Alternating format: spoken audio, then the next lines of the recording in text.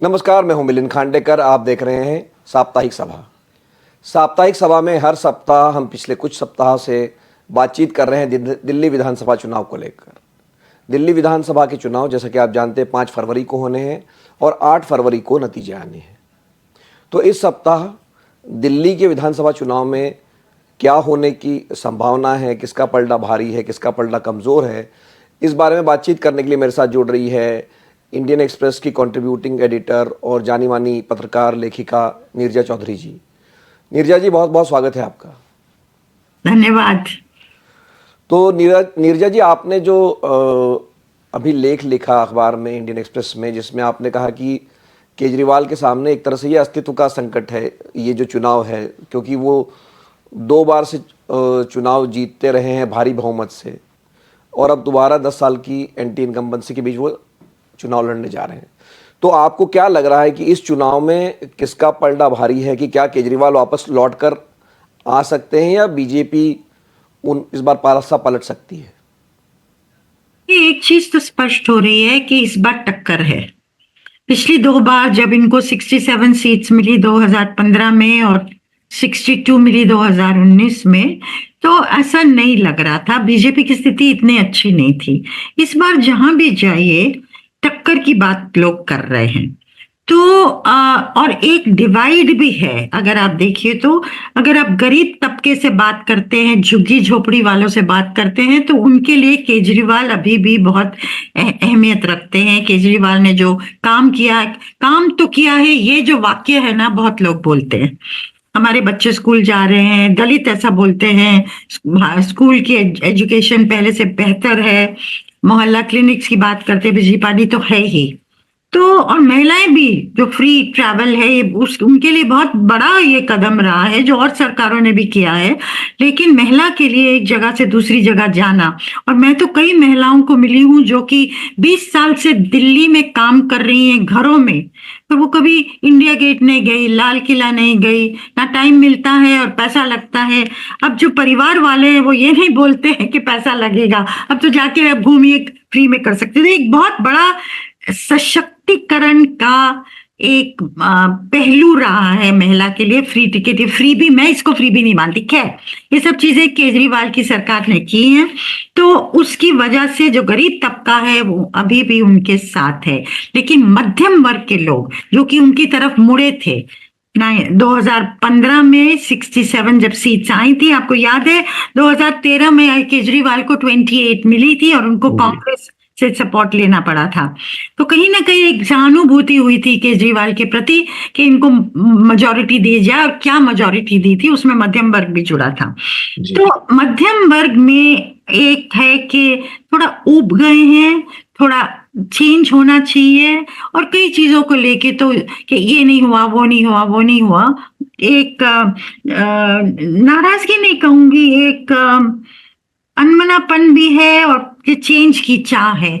वो लोग भाजपा को, कल मैं जैसे एक रोहिणी का एक लड़का है, बहुत इंटरेस्टिंग ये कहानी है, मैं बात कर रही थी, वो वेटर का काम करता है एक रेस्टोरेंट में, तो मैं बात कर रही थी, तो उसने यही कहा, उसकी वो पहली बार वोट देने वाला है, 20 साल का है, तो उसने कहा कि चेंज होना चाहिए लोकतंत्र में। 10 साल हो गए, अब देखते हैं किसी और को। लेकिन मैंने उससे पूछा, मैंने कहा देखो, तुम्हारी सपना क्या है, तुम आगे जाके करना क्या चाहते हो? तो उसने जो मुझे जवाब दिया ना, I was very moved at one level. उसने कहा कि मैं एक अच्छा इंसान बनना चाहता हूँ। 20 साल का लड़का, जबकि आज आप देख रहे हैं एस्पिरेशंस हैं हमको, यहाँ जाना है, यहाँ नौकरी करनी है, एमएनसी में जाना है, सरकार में आईएएस में जाना है, पैसा कमाना है, ये नॉर्मल जवाब आएंगे।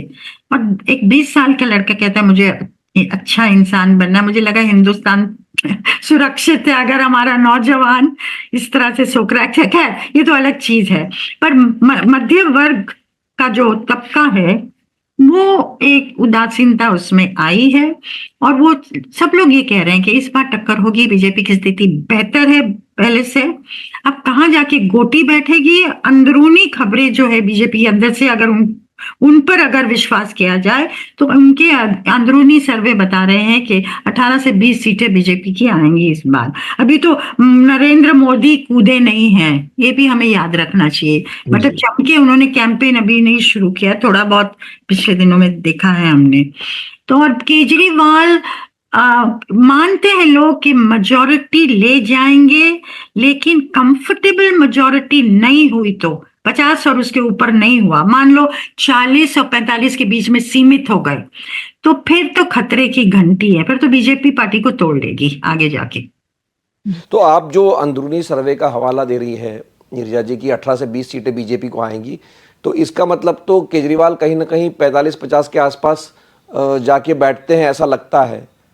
तो जी आज देखिए वो भी आज की स्थिति है ना, अभी पूरा कैंपेन नहीं हुआ है। और जिस तरह से हम नरेंद्र मोदी को देखते हैं, अंतिम चरण में उनका सबसे तेज हमला होता है, तो क्या वो फिर से होने वाला? ये लोग कह रहे हैं, योगी को भी उतार रहे हैं, योगी आदित्यनाथ को, तो वो उससे टेम्पो बिल्ड होगा, और वो टेम्पो कितना पिकअप करेगा। अच्छा, कल जो केजरीवाल ने पत्ता खेला है, जो कार्ड खेला है, मध्यम वर्ग के लिए मैनिफेस्टो, क्या वो गेम चेंजर होगा?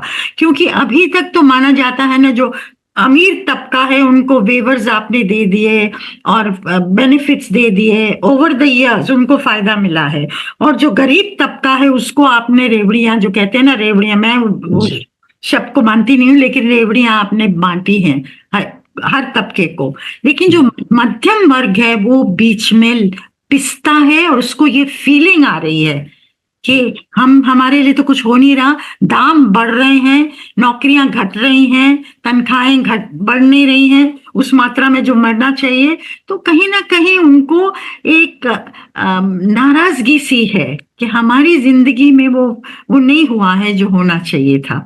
तो कहीं ना कहीं एक नोट, एक रॉ नर्व जो बोलते हैं ना, उसको टच किया है केजरीवाल ने मैनिफेस्टो जारी करके, कि आप 10% तक बजट का 10% तक आप एजुकेशन पे करिए, हेल्थ पे करिए, जरूरी चीजों पे जीएसटी कम करिए। और अब निर्मला सीतारमण, बजट पहले आएगा चुनाव से, इलेक्शन 5 को है, बजट 1 को होगा, तो क्या कुछ चीजें वो इसको मद्देनजर रख के क्या प्रोविजंस भाजपा रोल आउट करेगी, वो देखने लायक होगा। लेकिन ये चीज क्या गेम चेंजर हो सकती है, या लिटिल टू लेट आया है? जी, तो नीरज जी, जो आपने बात कही कि अभी भी जो आपकी बातचीत से लगता है कि केजरीवाल को एक एज है, तो मैं अगर आपसे ये पूछूंगा, और पिछले 10 साल का अगर आप ट्रेंड देखें कि 2014 में लोकसभा में बीजेपी को सारी सीटें मिली, 7 सीटें मिली, लेकिन विधानसभा में केजरीवाल ले गए। 2019 में भी ऐसा ही हुआ, और अब अगर कि लोकसभा में बीजेपी जीती, और मतलब एक तरह से क्लियर है लोगों की चॉइस की, एक तरफ नरेंद्र मोदी को प्रधानमंत्री बनाना चाहते हैं, दूसरी तरफ वो केजरीवाल को मुख्यमंत्री बनाना चाहते हैं। तो 2024 में हमने देखा कि वापस बीजेपी को, भले ही देश भर में उसको थोड़ा धक्का लगा, लेकिन दिल्ली में उसको पूरी सफलता मिली। तो अब आप वापस यही देखते हैं कि लोग केजरीवाल को मुख्यमंत्री चुन लेंगे, नरेंद्र मोदी को उन्होंने प्रधानमंत्री बना दिया है दिल्ली के लोगों ने? अभी तक तो लोग यही मानते थे ना कि एक बहुत प्रेसिडेंशियल इलेक्शंस हो गई हैं, लोग एक क्लियर कट स्ट्रॉन्ग लीडर चाहते हैं, जहां भी हो, स्टेट में भी, सेंटर में भी। तो बहुत लोग ये बोलते थे कि दिल्ली में मोदी, और न्यू दिल्ली में जिसको कहते हैं इंडिया में मोदी, और दिल्ली में अरविंद केजरीवाल। वो एक भरोसे की बात है, वो केजरीवाल को देखते हैं तो उनको लगता है कि ये जो कह रहा है वो करता है, अभी तक तो करके दिखाया इसने, और वो भी अपने आप को, इस बार कहा उन्होंने मैं जादूगर हूं, ये भी करके दिखा दूंगा। तो एक विश्वसनीयता है उनके बारे में। उसी तरह मोदी के बारे में अगर लोगों से बात करिए और कहिए कि क्या किया, ये नहीं हुआ, ये नहीं हुआ, तो वो कहेंगे नहीं, लीडर है, लीडर है, संभाल लेंगे, देश में दुनिया में क्या नाम ऊपर किया है। इसका मतलब ये नहीं कि बहुत प्रॉब्लम्स नहीं फेस कर रहे हैं, पर एक क्रेडिबिलिटी होती है लीडरशिप की कि भाई जब प्रॉब्लम आएगी तो संभाल लेंगे। वो केजरीवाल के बारे में भी है। अब क्या वो बदलेगा, या केजरीवाल की मेजॉरिटी कम होगी? ज्यादातर लोग मान रहे हैं कि जिस तरह से चल रहा है उसमें मेजॉरिटी, मतलब आगे है केजरीवाल, पर पहले की तरह सीटें शायद नहीं आएंगी, ये ज्यादातर लोग भी मान के चल रहे हैं।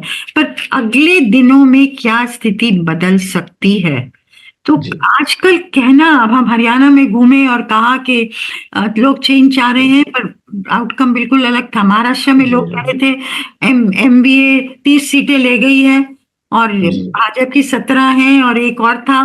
तो ये इतना कम कैसे होंगे आंकड़े, अगर ये जी भावना है। जी महाराष्ट्र में जब रिजल्ट निकले तो कितने अलग थे। तो अब जी लोग शायद प्रिडिक्ट करने से भी कतरा रहे हैं। लेकिन ओवरऑल स्थिति आज के संदर्भ में मैं कहूंगी, गरीब तबका केजरीवाल के साथ मध्यम वर्ग आ, चेंज चाह रहा है। हालांकि मध्यम वर्ग दिल्ली में बहुत बड़ा है, छोटा नहीं है। जी। तो गोटी कहाँ बैठेगी देखते हैं 8 तारीख। तो ये आपने जो बात कही कि अगर 40-45 सीटें आ जाती, जो आपने एग्जिस्टेंशियल क्राइसिस की बात कही है कि अगर वो बहुमत कम आ जाएगा तो बीजेपी केजरीवाल की पार्टी को तोड़ देगी या सरकार गिरा देगी, पर चुनाव जीतने के बाद भी क्या ये संभव है कि इस तरह की चीज़ें हो सकती हैं? देखिए, जीतने के बाद अगर जैसा मैंने कहा 50 से ज्यादा आती हैं तो सेफ रहेंगे। जी अगर 45 से 50 आती हैं तो क्या होगा मालूम नहीं। 40 से 45 आती हैं, 40 से कम आती हैं तो खतरे की घंटी है। जी क्योंकि फिर थोड़े मतलब 8-10 को तोड़ना, भाजपा का तो हम रिकॉर्ड जानते ही हैं। जी जैसे अलग अलग स्टेट्स में पार्टियों को तोड़ा, अपनी सरकार बनाई। तो जी और दिल्ली में तो बिल्कुल नहीं छोड़ेंगे, दिल्ली उनके लिए बहुत अहमियत रखती है।